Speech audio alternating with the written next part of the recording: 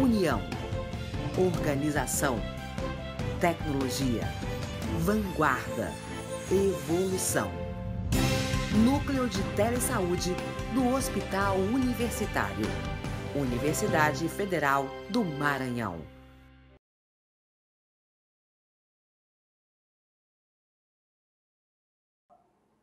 Então, pessoal, bom dia. Como o professor já falou, sou teleconsultora aqui do Núcleo de Telesaúde. Para mim é um prazer estar presencialmente, porque eu trabalho muito com a minha equipe, mas à distância, né? E eu não posso deixar de agradecer toda a minha equipe pela atenção que eles têm dado na organização desse mini curso. E também a Associação Brasileira de Telemedicina e Telesaúde, do qual eu faço parte, que é nossa parceira no desenvolvimento desse mini curso.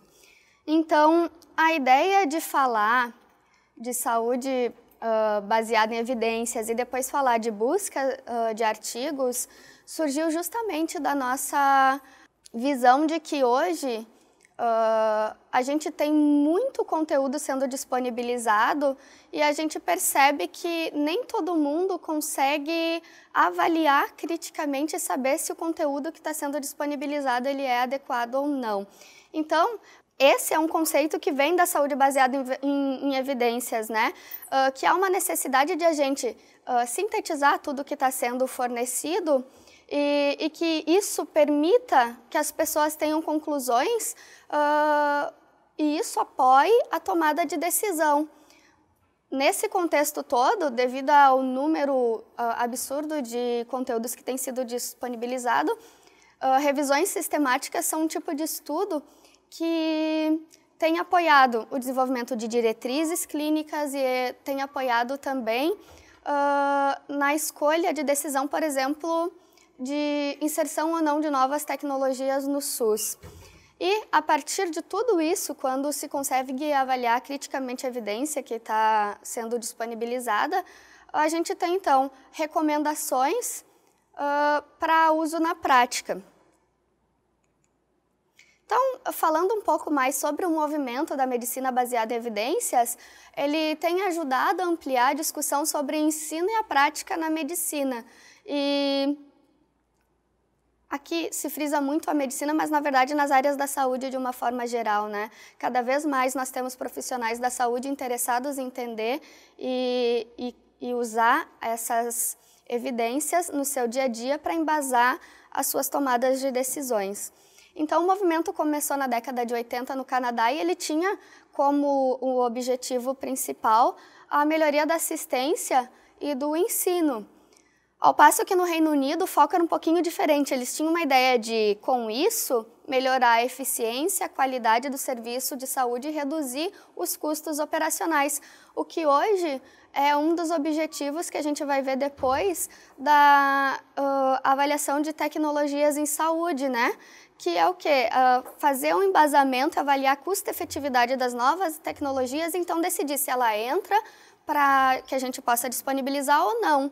E o embasamento básico é pesquisa, é mostrar. Estudos mostram que isso é efetivo e o custo é baixo, então isso pode ser inserido como uma nova tecnologia.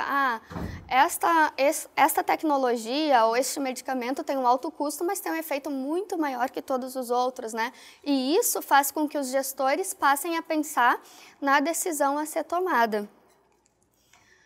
Então, a prática baseada em evidências, ela não tem como objetivo dizer assim, olha, a evidência está dizendo que isto é melhor e ponto. Não, ela tem como objetivo que a gente possa identificar, que a gente como profissional da saúde consiga entender que aquela evidência ela é adequada ou não, que a gente saiba avaliar criticamente o que ela nos oferta e que essas informações elas estejam disponíveis para todos os profissionais, e isso se dá através das bases de dados eletrônicas, né?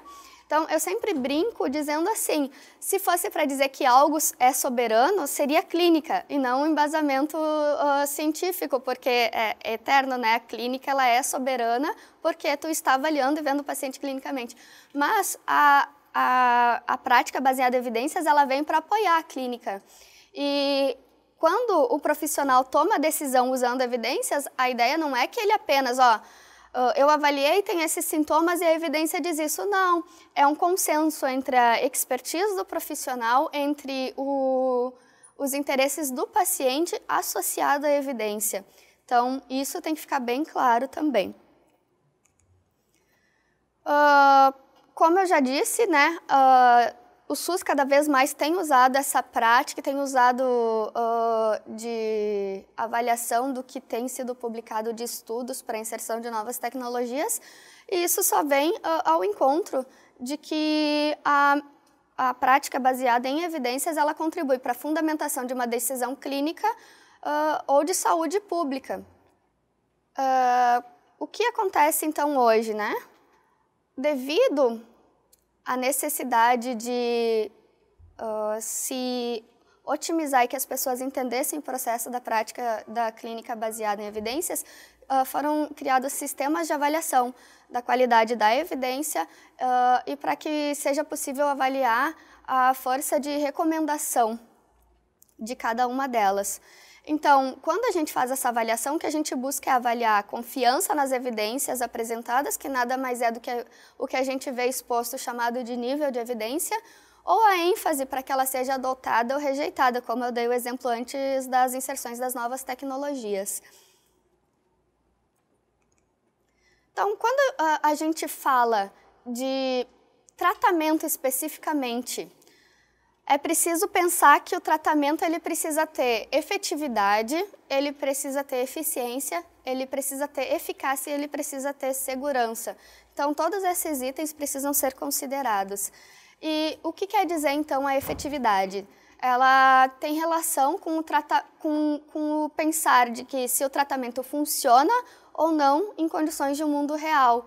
Já a eficiência é se esse tratamento ele é barato e é acessível para o paciente, porque não adianta a gente ter um excelente tratamento que o paciente não tem como usar, né? E isso a gente vê muito no nosso dia a dia lá na assistência. Já a eficácia é o quanto esse tratamento realmente funciona no mundo ideal, né? E a segurança é a gente ter certeza de que as características dessa intervenção nos dão a segurança de que a gente saiba que ao usar o paciente não vai ter nenhum efeito que não é desejado. Então, se a gente fosse falar que a saúde baseada em evidência ela é uma sistematização, eu diria que as etapas dela são essas, são 6 etapas. A primeira etapa surge da necessidade de a gente avaliar a mudança na prática. Então, você vê a necessidade de rever um processo, de rever um tratamento que está sendo feito, você conversa com os envolvidos, você pontua essas necessidades e você começa o quê? A procurar as melhores evidências. Então, a gente passa para a etapa 2. A partir do momento que a gente encontra as evidências, a gente precisa fazer essa análise crítica delas. Então, o terceiro ponto é esse, é que você tenha condições de criticamente olhar para ela e dizer este artigo é adequado, este não é, eu preciso buscar mais informações porque não tem um N adequado, entraram nessa revisão sistemática muito poucos artigos e isso aumenta o viés dela, né? Vocês precisam ter embasamento para poder olhar para esse estudo e avaliar ele criticamente nesse sentido, para ver se ele realmente vai apoiar aquela decisão que vocês estão buscando ou não. A partir do momento que vocês encontram essa resposta, né, é necessário pensar e projetar como vocês vão implementar as alterações. E aí, nesse momento, é comum a gente ver os estudos pilotos. Então, é aquele momento em que a gente pega uma pequena amostra, aplica, vê como responde, né? E depois a gente reproduz, porque naquele momento a gente consegue ver o que a gente precisa corrigir, o que foi adequado, o que a gente não tinha pensado ainda no processo que precisa ser revisto. E após isso, a gente vai então expandir e fazer a integração disso, mantendo a nossa mudança, mas lógico, precisa ser reavaliado, a gente precisa ter certeza de que o processo está funcionando. Então, Talvez eu fale aqui de algumas coisas que já são comuns para vocês, mas para que eu possa chegar num ponto mais avançado, eu preciso que vocês pensem nesses aspectos. A pesquisa baseada em evidências, ela sempre começa de uma pico bem estruturada. Então, a nossa pergunta, ela é construída em cima desse mnemônimo. O que seria, então, a pico, né? O P faz referência à população, ao paciente, onde a gente inclui paciente, a idade, raça, o sexo, a medicação que se utiliza, o status, o problema de saúde, né? Então, a população que a gente deseja trabalhar é o P. O I é a intervenção que a gente quer avaliar. E o C é o com que a gente pensa em comparar. Então, isso precisa ser muito claro, porque muitas vezes a gente vê perguntas que não tem um comparador. Eu vou dar um exemplo a seguir para vocês. E o O tem relação com o desfecho que eu desejo avaliar. Então, assim, tem uma diferença entre a gente pensar no desfecho como fazendo uma revisão sistemática ou como a gente fazendo, na verdade, uma busca de uma resposta a um problema que a gente tem na nossa unidade, né? Na parte da pesquisa, você pode fazer N buscas, mas quando tu vai fazer uma pesquisa para responder a um problema, ela precisa estar bem estruturada. Então, aqui eu vou dar um exemplo da primeira revisão sistemática que eu fiz, para vocês entenderem o que eu estou falando. A minha ideia era a seguinte: está tendo um avanço muito grande de cursos à distância, e isso foi em 2014, foi antes de entrar a portaria que dizia que todos os cursos podem ser ofertados à distância, né? Então, naquela época, quando eu fiz essa revisão, eu já trabalhava com educação à distância e eu dizia que era uma forma de poder levar conhecimento aos nossos colegas que não tinham, né? E a minha ideia foi avaliar se a educação à distância promovia o mesmo grau de conhecimento que a educação face a face.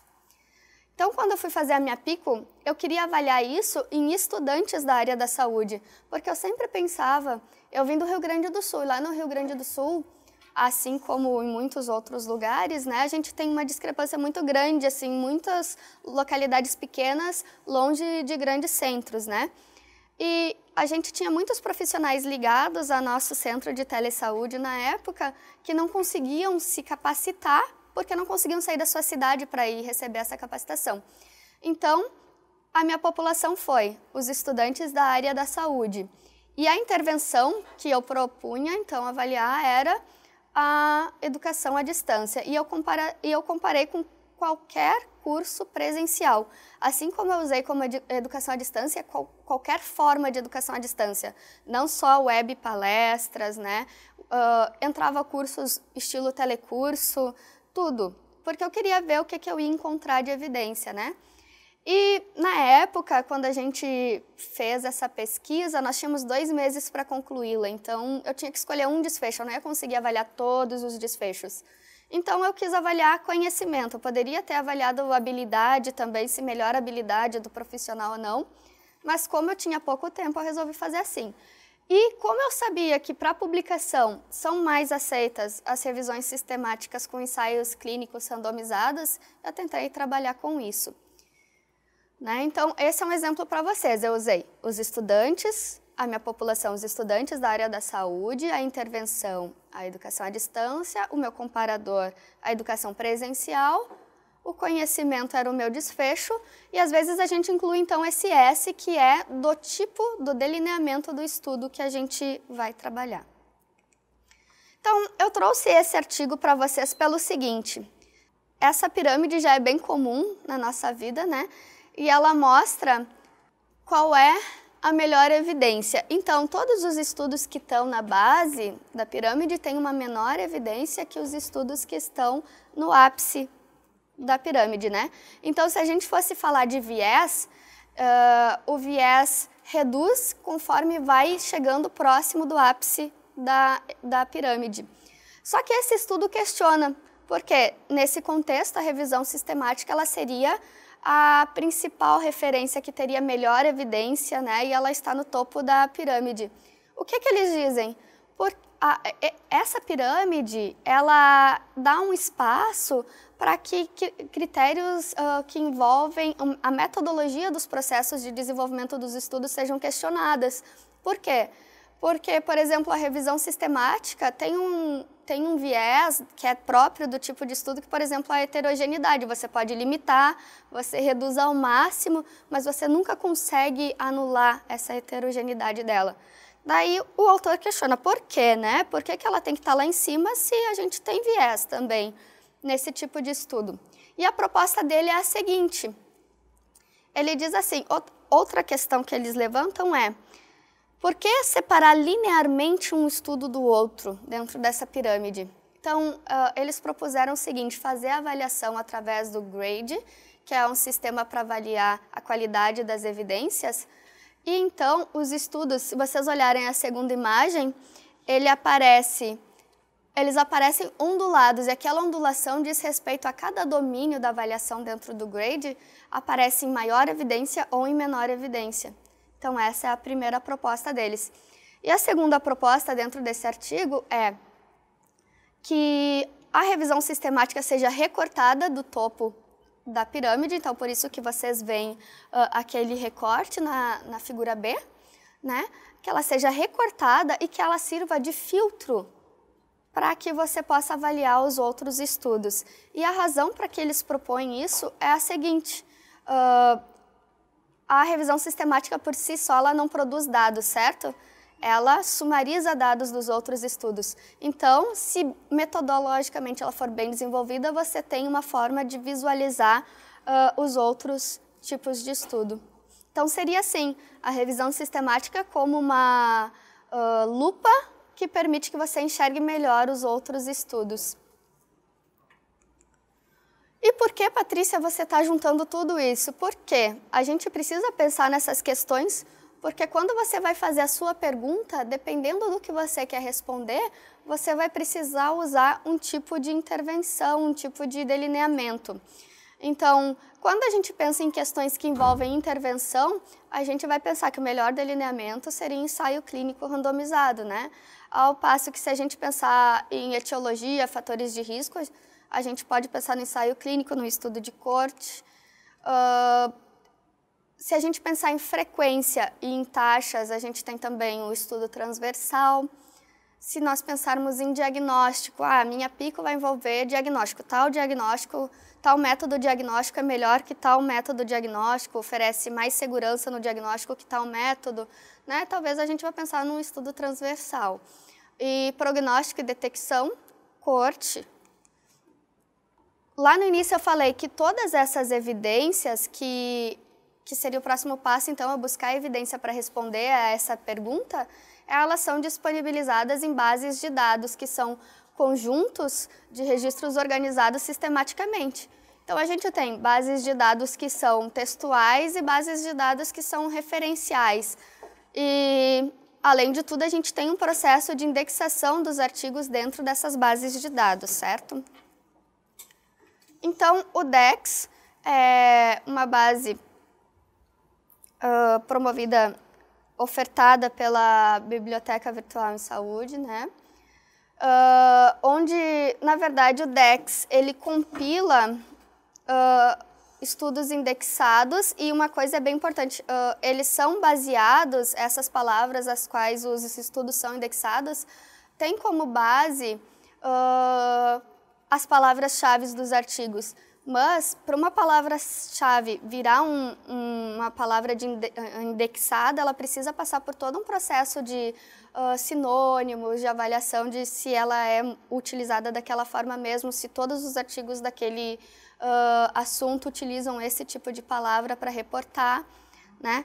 E quando a gente vai pesquisar, então, porque as palavras indexadas vão nos ajudar a construir a nossa estratégia de busca. Então, é bem importante que todo mundo saiba buscá-las. Então, o que a gente faz é ir na Biblioteca Virtual em Saúde e na consulta aos DEX, que são os descritores. Então, aqui eu continuei com o meu exemplo da educação à distância. Então, quando eu coloco ali educação à distância, você pode escolher o idioma, conforme vocês estão vendo.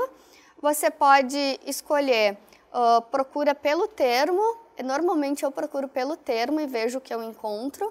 mas você pode fazer isso permutado, você pode escolher em ordem alfabética, você tem todas essas opções de escolha dentro da plataforma. Então, quando eu cliquei para buscar, que eu coloquei educação à distância, eu cliquei para buscar, apareceram esses meshes para mim. O que eu fiz? Eu, pensando que eu queria buscar artigos só de educação à distância, eu juntei todos eles para tentar iniciar uma estratégia de busca. Então, existem N formas, né? Eu vou mostrar a mais simples aqui, mas tudo envolve o uso de termos booleanos. Então, assim, por mais que pareça simples, esse é outro ponto que a gente tem que prestar atenção. Nós temos 3 básicos termos, depois a gente pode usar termos truncados, quanto mais evolui na pesquisa, mais a gente consegue usar termos para diferenciar essa nossa pesquisa. Os básicos são and, or ou not. Então, como é que funciona isso? A gente costuma dizer assim, que o and é um fator limitador, que o or é um fator de expansão, e o not, a gente dá aquela rebuscada na nossa pesquisa, né?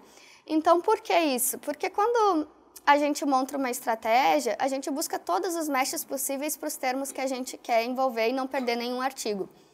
Então, eles são separados por, eu digo assim, por interesse, mas na verdade não é isso, por área, por parte da pico. Eu vou usar os meshes para a população. Tudo que eu achar que é referente àquela população de palavras que os artigos referem, eu vou separar elas por OR, né?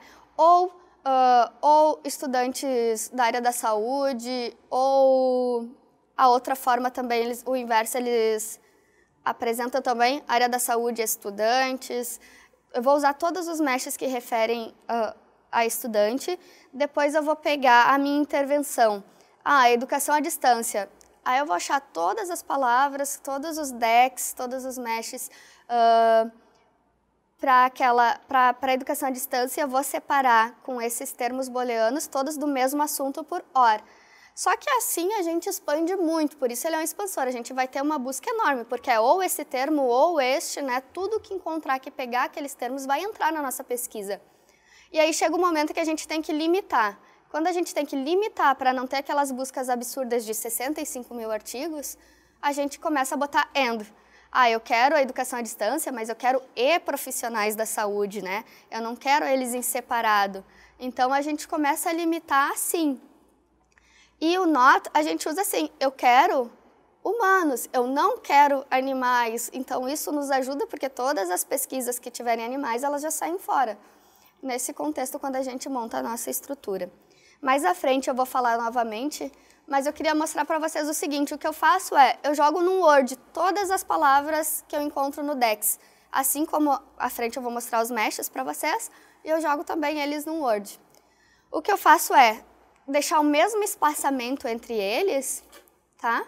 Porque daí eu consigo usar, lá onde está marcadinho em amarelo, o substituir, né? Eu seleciono todas as palavras, clico em substituir, e aí eu substituo, eu uso esse código que é o acento circunflexo e o P, que vai substituir esses espaços pelo parênteses aberto, aliás, fecha parênteses, o OR ou o abre parênteses. E eu vou mostrar para vocês como é que fica. Quando você faz isso a primeira vez no Word, ele já fica pronto, então depois você só replica.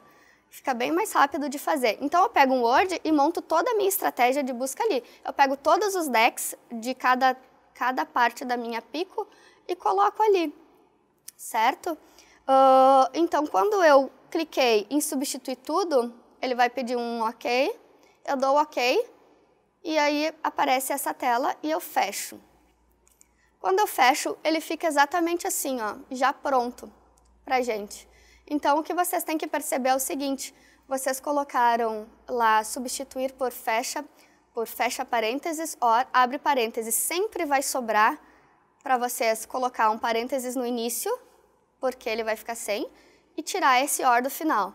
Se vocês pegarem só isso e rodarem dentro de uma base, vocês vão achar tudo que é artigo que envolve educação à distância. Só com esses decks, tá? Depois o que a gente pode fazer é acrescentar os meshes e daí a gente aumenta ainda mais a captura de artigos do nosso estudo. Então esse é um detalhe importante e na verdade simples, mas que ajuda vocês a fazer isso de forma mais rápida. E eu faço, na verdade, para cada parte da minha pico isso, e depois eu pego e só uno na busca. Eu vou mostrar a seguir para vocês. Então, quando a gente fala em fazer o uso da base de dados para a busca da melhor evidência, o que a gente tem que ter em mente?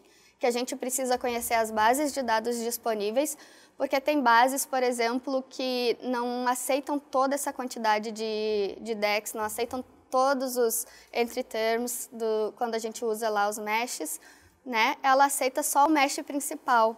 Então, a gente tem que conhecer as bases de dados, a gente tem que ter bem na nossa cabeça qual é a pico que a gente quer, qual é a nossa pico e qual é a pergunta que a gente quer responder, o que são os fatores que são de inclusão e que são de exclusão dentro da nossa busca, né? E então, a gente vai criar essa estratégia e rodá-la na base que a gente escolher. Dentre as bases que a gente tem de opção, nós temos o Medline, que é um sistema online de busca e análise de literatura médica, né? Ela é uma base americana, que é da Biblioteca Nacional de Medicina. Ela tem uma atualização que é mensal e ela tem referências e resumos de mais de 4.000 títulos de revistas americanas e também 70 outros países, né? Então, desde 1966, Medline compila aproximadamente 11 milhões de artigos, né? A gente consegue ter acesso a essa base através do site da Biblioteca Virtual em Saúde. Então, para falar da Biblioteca Virtual em Saúde e poder mostrar para vocês aonde vocês acessam, é importante que saibam, então, que ela foi criada em 1998, com o objetivo de ser uma plataforma operacional de cooperação técnica da Organização Pan-Americana de Saúde para a gestão de informação na região da América Latina e Caribe. Então, ela é coordenada pela BIREME, que é o Centro Latino-Americano e do Caribe de Informação em Ciências da Saúde, e ela é desenvolvida, então, em função disso, em 3 idiomas. Tudo que vocês pesquisarem lá, vocês vão encontrar português, inglês e espanhol. Então, essa é a interface dela. Eu falei que vocês teriam acesso à Medline dentro do portal. E como é que vocês vão fazer isso? Passando a página um pouquinho mais abaixo, vocês vão encontrar essa opção, que é Ciências da Saúde em Geral. E quando vocês clicam ali, vocês têm acesso ao Lilacs, à Medline, ao Cielo, como vocês estão vendo aqui. Então, quando vocês clicarem no Medline, é isso que vai aparecer para vocês. E é aqui que vocês vão inserir a estratégia de busca de vocês e tentar buscar os artigos, lembrando que ele pega essa região, América Latina e Caribe, tá? Então, que outras bases a gente tem, né? A BIREME, ela tem referências publicadas a partir de 67, o Lilacs com referências de revistas a partir de 82. A gente tem Cielo também, que, como vocês viram, tem acesso através da BVS, e é um modelo para publicação eletrônica cooperativa de periódicos na internet, e foi também desenvolvido para responder às necessidades da comunicação científica desses países citados. Essa interface, então, de uma forma geral, todas as plataformas têm a mesma interface, né? Você tem um espaço para colocar a sua pesquisa, tem um espaço para fazer uma busca avançada, só que o Cielo, ele compila ainda periódicos por área. Então, se vocês olharem, vocês têm acesso aos periódicos por área, por período, vocês podem fazer uma seleção maior e por países, certo? Temos também a Cochrane, o portal brasileiro. Na Cochrane, nós temos vários estudos, mas principalmente revisões sistemáticas, né? E além de revisões sistemáticas patrocinadas pelo Ministério da Saúde. Depois nós temos o PubMed. O PubMed nada mais é que a versão gratuita da Medline. E ela apresenta dados desde 1946, com mais de 27 milhões de citações. Então, o PubMed é um dos locais onde a gente mais usa para começar as nossas buscas. E aí sim, o PubMed, em vez de usar as palavras indexadas, eles usam mesh, né? Então, o que eu vou fazer agora é mostrar para vocês como acessá-los. De novo, então, aqui eu citei a minha Pico para dizer que a gente tem que ter ela bem estruturada quando a gente vai pensar na estratégia de busca, como eu já citei. E essa era a minha pergunta. Então, a educação à distância oferece o mesmo grau de conhecimento que a educação presencial, né, que a educação face a face? Então, os meshes são metadados médicos que estão apresentados em língua inglesa e dizem respeito à nomenclatura e são baseados na indexação dos artigos nos campos de ciências da saúde. Então, quando a gente vai montar uma estratégia que a gente vai rodar no PubMed, a gente usa meshes e entry terms, sempre que possível. E aí eu coloquei aqui, atenção, quando vocês forem rodar uma busca para revisão sistemática. Uma coisa é a gente querer ler tudo sobre um tema que a gente quer saber mais. Então, você vai botar os meshes ali e vai procurar tudo, vai pegar as evidências mais atualizadas e vai lendo. Quando a gente vai trabalhar com revisão sistemática, na nossa estratégia, a gente não pode limitá-la, tem que ser mais ampla. Então, para que vocês tenham uma ideia, quando eu rodei a busca da minha pergunta, eu coloquei meshes e entry terms para educação à distância e usei o filtro para ensaio clínico randomizado. E eu comecei a minha busca a partir disso, para ver se eu encontrava mais mais artigos que pegassem a população que eu queria para não perder nada, mas porque eu estava fazendo uma revisão sistemática, não é o caso de quem quer buscar para evidenciar melhor uma prática somente, né? Então, o que a gente faz no PubMed é trocar nesse campo que vocês visualizam, troca do PubMed para Mesh. E quando eu botei Students, vocês vão ver que o primeiro campo que aparece ali já estava marcadinho, porque eu já tinha feito a estratégia antes, né? Eu seleciono ele e aparece ele como mesh e todos os entry terms que são referenciados. Então, os entry terms eles chamam de termos do meio. Eles são outras formas de reportar a mesma palavra. Então, aumenta a nossa chance de pegar mais artigos na nossa busca. Então, isso que eu disse para vocês, quando eu jogo lá no Word, eu coloco students como mesh e daí eu boto or cada um desses termos que ele me dá extra, como forma de ampliar a minha busca. Só que cuidado com a ampliação, daqui a pouco a gente bota um monte de meshes e busca um monte de formas de referenciar. Quando a gente roda, ele diz assim, nenhum artigo encontrado, e tu ficou um tempão montando, só que tu limitou tanto que ele não consegue alcançar aquilo que tu quer. Então, vocês têm que ter esse cuidado.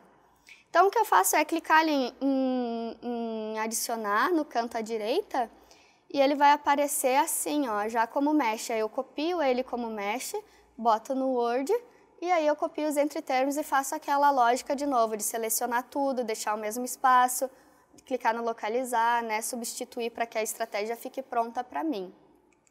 Então, é isso, ó. Eu coloquei para students, o mesh e os entry terms e coloquei para profissionais da área da saúde. E aí, quando eu concluí, ficou assim. Eu tinha os meshes para a área da saúde, para educação à distância e coloquei o filtro de ensaio clínico randomizado. O filtro, vocês têm diretrizes do Ministério da Saúde que já dão ele pronto, mas vocês conseguem acessá-lo no PubMed. Então, aqui eu usei para ensaio clínico randomizado, mas você pode usar o filtro para outro tipo de estudo. O que eu fiz foi vir na busca, voltei para a página do PubMed, fui na busca avançada, e esse é o processo que a gente faz para testar mesmo a estratégia de busca. Eu coloquei mesh por mesh, então eu botei todos os meshes da área da saúde e cliquei ali no Add to History. E me apareceu esse absurdo de artigos, tá? Daí, geralmente a gente faz isso e os alunos, meu Deus, né? Mas não, porque a gente procurou tudo que tinha só profissionais da saúde, vai ser enorme mesmo. Você volta para a pesquisa avançada e aí, então, o segundo mesh que eu coloquei foi estudantes. E aí eu rodei só estudantes, então vocês viram que aqui você tem a busca só para profissionais da saúde e depois só para estudantes. E eu achei só para estudantes, de novo, um absurdo de artigos, né? Porque eu não tava limitando nada, é tudo que tivesse estudante. E depois disso, eu peguei e rodei o ensaio clínico. Então, Esse é o mais absurdo, porque são todos os ensaios clínicos que tem dentro da base, né? Só que eu não juntei a minha estratégia ainda, é aqui que entram os termos booleanos. Então, eu poderia pegar e copiar simplesmente os meshes para profissionais da saúde, colocar and, colocar os meshes para estudantes and o filtro de ensaio clínico. Mas a forma mais fácil de fazer isso é como vocês já rodaram e elas ficam identificadas com esses asteriscos à esquerda, cada asterisco tem referência a essa estrutura toda que vocês veem ao lado, em negrito, tá? Então, o que eu faço é, em vez de escrever tudo, eu quero o asterisco 1, and, o asterisco 2, que tem relação com os estudantes, and o asterisco 3, que tem relação com educação à distância, and o asterisco 4, que é o filtro de ensaio clínico. E quando a gente roda, a gente vai ter o mesmo resultado. Eu tenho, então, 633 artigos na base com esse perfil, o que reduz bastante, que isso aqui já dá para a gente começar a procurar uma evidência, certo? E começar a pensar para a revisão sistemática até pouco, quando a gente pega 600 artigos, porque quando você começa a filtrar, ele fica muito limitado, você fica com poucos artigos para depois pensar em fazer uma meta-análise. Mas a gente já viu que teve estudos que começaram com 600 e aproveitaram muitos artigos. Então, é uma questão de qual a pergunta tu quer responder. Mas seguindo, eu disse para vocês que dentro do PubMed a gente consegue encontrar os filtros de acordo com os estudos, para que vocês possam incluir, não tem que ficar construindo aquela busca e perder algum mesh, né? Então, vocês vão clicar na página inicial, onde tem Clinical Queries, que está destacado, então, e vocês vão ver aqui à esquerda filtros, ó, filtros de estudos, e quando vocês clicarem de novo, vai aparecer dessa maneira para vocês. Então, vocês vão poder escolher qual que vocês querem usar, qual é mais adequado para o tipo de estudo, para o tipo de resposta que vocês querem, tá? Vão copiar isso e isso é pronto, vocês não precisam ficar manipulando ele, você vai lançar lá e vai utilizá-lo.